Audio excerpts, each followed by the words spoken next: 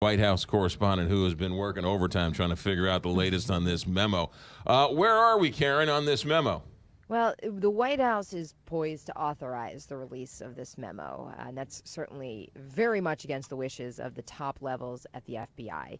The White House says that they will send it back up to Capitol Hill, and it's really a congressional process. At that point, the House Intelligence Committee would determine the timing of the release, and that can actually only happen when the House is in session, which doesn't happen until 4:30 today, barring any changes, because all the lawmakers are out in West Virginia still for that retreat. So don't hold your breath for anything this morning.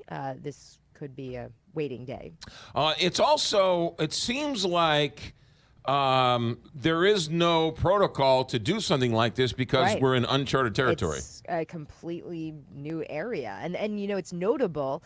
We've been talking about it all morning for like 2 hours now, that there really isn't great guidance or understanding from folks up on Capitol Hill, you know, staffers that are on the Intel committee of, you know, how's this going to work? And everybody is kind of pointing the finger in a different direction. The White House says, once we say go ahead, it's up to Congress. Congress is saying they're waiting for the White House for some guidance. So this is going to play out today. And of course, it's Republicans who are in charge of the release. And Democrats are just saying it's all politics, that they've cherry-picked this information, and it's leading to a conclusion that is not accurate, and it's misleading. It almost sounds like everybody wants to release it, but nobody wants to do it.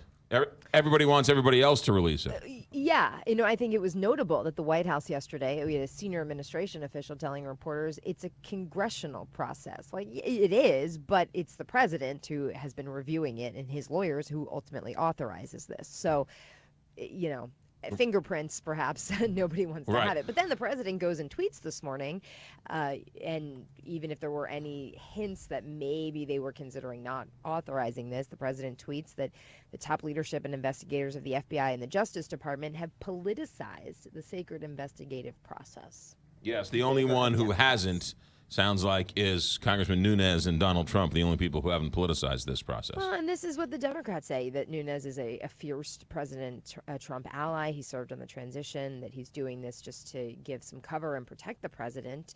And I think, you know, the other buzz that's kind of developed in the past, 12 to 14 hours is perhaps this is not going to be as explosive as some have been billing it, teeing it up.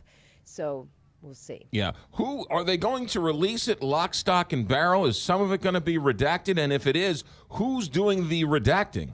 The assumption has been, based on the guidance we've been getting from White House officials, is that there will be redactions. We know that John Kelly was meeting with 5 top FBI officials, I believe it was Wednesday, here at the White House to go over this. And a lot of it is alleviating concerns. You know, they don't want this released. So if the White House does want it released, they're trying to make some overtures to make it as appealing as possible by taking out some information that the FBI doesn't want to get out. That said, there was a little bit of a wrench thrown in this yesterday when a senior administration official told reporters on Air Force One that they didn't expect there to be any redactions to it, which would really fly in the face of everything that the FBI leadership is pushing for.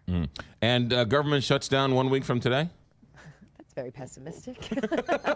Well, they run out of money 1 week from today. Yes, February 8th is the deadline to fund the government. So it was actually a week from yesterday. Okay. So, they'll be busy those next couple of days once they get back to Washington. Yes, we know the world's imploding, Karen Travers, but we understand you're a Philadelphia Eagles fan.